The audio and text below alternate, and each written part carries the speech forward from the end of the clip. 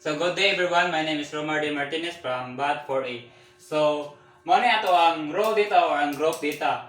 So, primero, ato ang kaon is ang pinakadako o ang pinakagamay. So, ang pinakadako is 127, then ang pinakagamay is 72.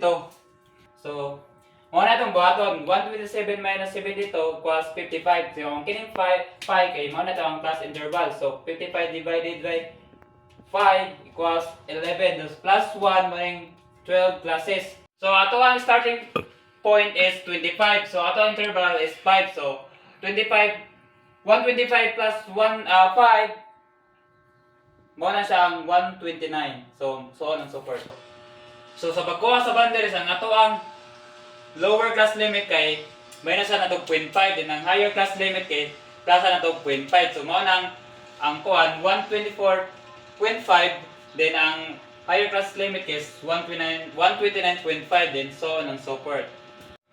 So, sa tuwang class limit, para makuha na ito ang midpoint kay plus na ito ng duha. So, 125 plus 129 divided by 2, mo na siyang 127. Then, so on and so forth. So, sa pagkuha sa frequency, may tao na ito ang plus interval sa pila ka numbers ang sulod. So, sa 125 o 129 is duhara. Then, sa 120 to 124 is tulo din, so on and so forth. Then, i-other nimo ni siya para may 160. So, pagkuha na to sa commutative frequency, ang total sa frequency sa ibutan na to diri. So, kuha na yun. 60 minus 2, bonus sa 58, then 58 minus 3 is 55, then 55 minus 4 is 51, then so on and so forth. So, para makuha na to ang commutative frequency less than percentage, ay atoa siyang i-divide. So, 60 divided by 60 times 100 man siyang 100. So, 58 divided by 60 times 100 mo ng 96.7. Then, so on and so forth. So, sa pagkuha na to sa commutative frequency greater than is kuhan. Ang total diriya kay ibutan na to diriya. Then, 60 minus 1 is 59. 59 minus 4 is 55. 55 minus 2 is 53. Then, so on and so forth. So, sa pagkuha sa commutative frequency percentage greater than is 60 divided by 60 times 100 is 100. Then 59 divided by 60 times 100 is 98.3. So then so on and so forth.